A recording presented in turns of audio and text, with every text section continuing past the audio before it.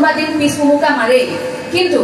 সেই যে দায়িত্ব প্ৰথমে ল'ব বিচৰা নাছিল মহাপুৰুষ শ্ৰী শ্ৰী মাধৱদেৱে যেনেকৈ দায়িত্ব সেইদিনা কান্ধত তুলি দিলে যে সত্ৰ স্থাপন কৰিব লাগিব সেই যে দায়িত্ব ল'লে তাৰ পিছৰ পৰা এটা দিনো সেই বুঢ়া সত্ৰাধিকাৰীগৰাকী এটা দিনো কিন্তু পিছ হুহুকি নৰল গতিকে নেতৃত্বৰ বিচক্ষণতাৰ গুণ আজিলৈকে এই বৰপেটাৰ সত্ৰ নগৰীত আছে বুলি আমাৰ অনুভৱ হয় কাৰণ সেই কেঁচা ঘৰটোৰ পৰা সেই কেঁচা কীৰ্তন ঘৰ ভেটিৰ পৰা আজি পকী দেৱাললৈকে সময় সলনি হৈছে পৰিস্থিতি সলনি হৈছে আপোনালোক সমালোচনাৰ সন্মুখীন হৈছে বহু আপোনালোকৰ ঘাত প্ৰতিঘাত গৈছে কিন্তু সেই আবেগ সেই স্মৃতি সেই আদৰ্শ সেই শ্ৰদ্ধা কিন্তু একেই আছে আৰু আমি আশা কৰিম যুগ যুগান্তৰলৈ অসমবাসীৰ মনত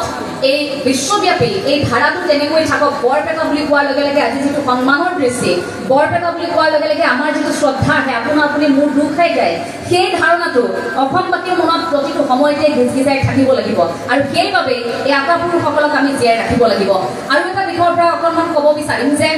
আজি যে বিভিন্ন প্ৰান্তৰ সত্ৰ নামঘৰত যে 14 প্ৰসংগ হয়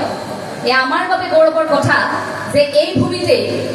শ্ৰী শ্ৰী মথুৰা দাস বুঢ়াগোহাঁই প্ৰথমবাৰৰ বাবে 14 প্ৰসংগ আৰম্ভ কৰিছিল পুৱাৰ পৰা নিশালৈকে 14 প্ৰসংগৰ ধাৰণা এক ঈশ্বৰবাদৰ ধাৰণা আপুনি ভাবি চাওকচোন যে ইমান বছৰ আগতে সেই আৰম্ভ কৰি থৈ গ'ল সেই 14 প্ৰসংগলৈ আজি আমি এক ঈশ্বৰবাদৰ ধাৰণাত মগ্ন হ'ব পাৰিছোঁ গতিকে আমি কৃতজ্ঞ সেইসকলৰ প্ৰতি লগতে গণমত গঠনৰ কথা খুব সুন্দৰ এটা কথা ওপৰতো এগৰাকী বিশিষ্ট ব্যক্তিয়ে উল্লেখ কৰিছিল যে গণমত গঠনৰ এটা যেনেকৈ প্ৰক্ৰিয়া পূৰ্বতে আছিল সেই পৰিৱেশটো আজিকালি আমি তেনেকৈ দেখিবলৈ নাপাওঁ এটা বৰ্তমানৰ যদি উদাহৰণ দিওঁ আপোনালোকে ৰাজনৈতিক সভাসমূহ দেখি থাকে বিভিন্ন ধৰণৰ সভা সমিতি দেখে সভাত উপস্থিতিৰ সংখ্যা বঢ়াবৰ বাবে আজিকালি লোকসকলক লোভ দেখুৱাবলগীয়া হয় আপুনি দিনটোৰ হাজিৰা দিব লাগিব তেওঁলোকক নহয় আপুনি ভালকৈ খোৱা বোৱা দিব লাগিব লোকসকলক দিব লাগিব কাৰণ এগৰাকী নেতা অহাৰ লগে লগে আমাৰ আন আন দলীয় নেতাসকলে কি কৰে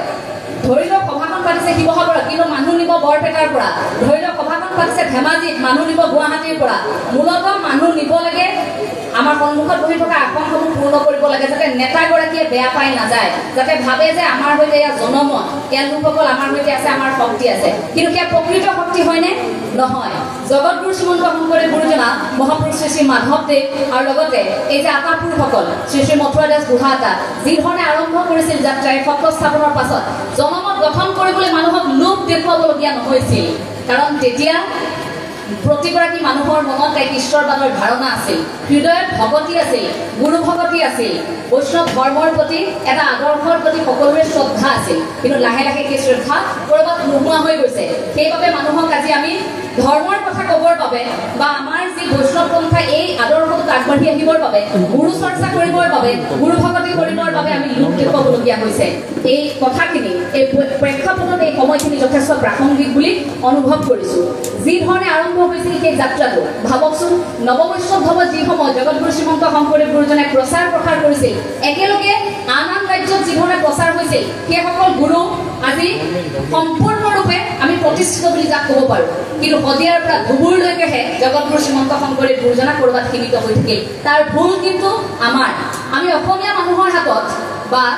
আমাৰ অসমীয়া বুলি কেৱল মই নকওঁ মই ভাৰত বুলি প্ৰথমে কথাটো আৰম্ভ কৰিব বিচাৰিম যে আমাৰ ভাৰতীয় এগৰাকী কৰিব পাৰোঁ এয়া আমাৰ বিকল্প আছে আমাৰ হাতত এক ঈশ্বৰবাদৰ ধাৰণা নহালৈকে 33 কোটি দেৱ দেৱতা আমাৰ নাই জানো প্ৰতিগৰাকী তেনেকৈ পূজা কৰিছিল গতিকে মধ্যযুগীয় যিটো অৰ্থনৈতিক অৱস্থা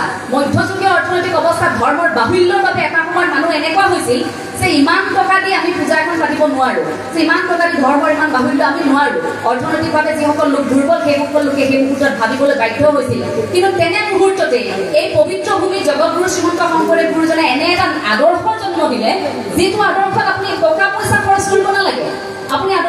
আপুনি সেই আদৰ্শত যাবৰ বাবে আপুনি বহু বেছি ব্যয় কৰিবলগীয়া নহয় আপোনাৰ মনটো থাকিলেই হ'ল ঈশ্বৰ ভগতৰ বাবে আপুনি আগবাঢ়িলেই হ'ল আপুনি এটা খোজ দিলেই হ'ল পিছৰ খোজ সকলো সমাজ একেলগে যাব সেই ধাৰণাটো আছিল কিন্তু আমাৰ হাতত ইমানেই বিকল্প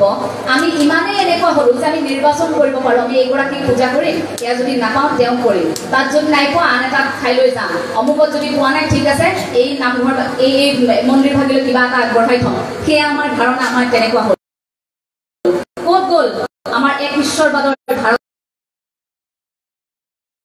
বহু লোকে সেয়া আদৰি ল'বলৈ আগবাঢ়ি আহিছে সেয়া খুব শুভ লক্ষণ কিন্তু ইয়াৰ সমান্তৰালকৈ একাংশই কিন্তু ইয়াক সমালোচনা কৰিবলৈ আৰম্ভ কৰিছে যিসকলে নাস্তিক বুলি নিজকে কৈ ভাল পায় যিসকলে কয় যে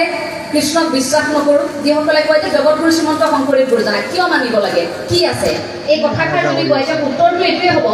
ডিম্বেশ্বৰ নেওঁতৰ ভাষাৰে মই ক'ম যে সূৰ্যৰ পোহৰটোৰ পৰা আপুনি সূৰ্যক আঁতৰ যেনেকৈ কৰিব নোৱাৰে নহয়, ঠিক তেনেকৈ আপুনি জগতগুৰু শ্ৰীমন্ত শংকৰদেৱ গুৰুজনাক অসমীয়া জাতিৰ পৰা, এই অসম ভূমিৰ পৰা আপুনি আঁতৰাই ৰাখিব নোৱাৰে। যদি নাস্তিক বুলি কোনো লোকে যুক্তি দি আপোনাৰ আগত ক'ব বিচাৰে তেন্তে সেইসকলক উত্তৰ, যিসকলে কীৰ্তনক স্বীকাৰ কৰিব নিবিচাৰে সেইসকলক কম, ঠিক আছে আপুনি কীৰ্তনক নামানে, নালাগে মানিব। আপুনি ক'ব নিবিচাৰে যে মই ঈশ্বৰ বিশ্বাস কৰোঁ, ঠিক আছে নালাগে বিশ্বাস কৰিবলৈ, কিন্তু মনত ৰাখিব আপুনি কীৰ্তনক নামানে, কীৰ্তনক আপুনি একাষৰীয়া কৰি ৰাখে, কীৰ্তনৰ কথা আপোনাৰ জীৱনৰ বাবে প্ৰাসংগিক নহয়, নাম গুকা আপোনাৰ বাবে প্ৰাসংগিক নহয়, ভাগৱত আপোনাৰ বাবে প্ৰাসংগিক নহয়, শ্ৰীমদ ভাগৱত গীতা আপোনাৰ বাবে প্ৰাসংগিক নহয়। আপুনি মনত ৰাখিব আপোনাৰ জন্ম কিন্তু কীৰ্তনৰ কোলাতেই হৈছে। প্ৰতিগৰাকী অসমীয়াৰ জন্ম কিন্তু কীৰ্তনৰ কোলাত হৈছে, ইয়াক স্বীকাৰ কৰিব লাগিব। অন্তত মৃত্যু পৰ্যন্ত এই কথাখিনি স্বীকাৰ কৰি যাব লাগিব। আমি দুখ পাওঁ নতুন প্ৰজন্মই যে আমি যেতিয়া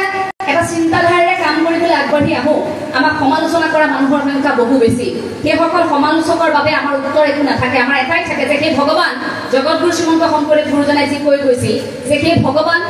এওঁলোকৰ সৈতে একেলগে ঈশ্বৰ ভগতি কৰিবলৈ সকলোকে শক্তি দিয়া, এওঁলোকৰ মনৰ যিটো ধ্যান ধাৰণা যে চিন্তা শক্তি এওঁলোক আগবাঢ়িছে, সেই চিন্তা শক্তিত যদি জাতিৰ ক্ষতি হ'ব পৰা কিবা আছে সেয়া নোহোৱা কৰি দিয়া। গতিকে ঈশ্বৰৰ ওচৰত সেয়াই প্ৰাৰ্থনা জনাম সেইসকল সমালোচকক, আমি আঁকোৱালি লৈছোঁ তেনে সমালোচনা, গঠনমূলক সমালোচনা আমাক কৰক, কাৰণ এয়া সময় আমাৰ গঠনমূলক সমালোচনা কৰাৰ, কাৰণ তাৰ পাছৰ খোজবোৰ আমি বৰ সংগোপনে দিব লাগিব, এনেধৰণে খোজবোৰ দিব লাগিব যে আমাৰ খোজবোৰ যদি অকণমান সৰগ বৰগ হৈ যায় তেন্তে আমাক আৰু সমালোচনা কৰিবলৈ লোকে সাহস পায়। মই নিৰ্জু আছিল হয়তো আপোনাৰ নামটো, নিৰ্জু আপোনালৈ অশেষ শুভকামনা জনাইছোঁ। মই কথা দিছোঁ আপোনাৰ আগন্তুক জীৱনত আপোনাৰ এই চিত্ৰকলাৰ ক্ষেত্ৰত বা আন সময়খিনিত আপোনাক যি ধৰণে সহযোগিতাৰ প্ৰয়োজন হয় আমি সহযোগিতা কৰিবলৈ আপোনাৰ ওচৰত প্ৰতিশ্ৰুতিবদ্ধ। আৰু অসমবাসী